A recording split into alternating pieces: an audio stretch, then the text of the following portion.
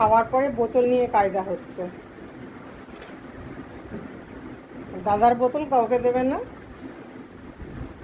জোর করে মুখে করে নিয়ে চলে এসেছে।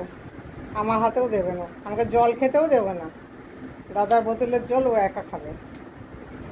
মনু, বোতলটা দে একটু, জলটা খায়।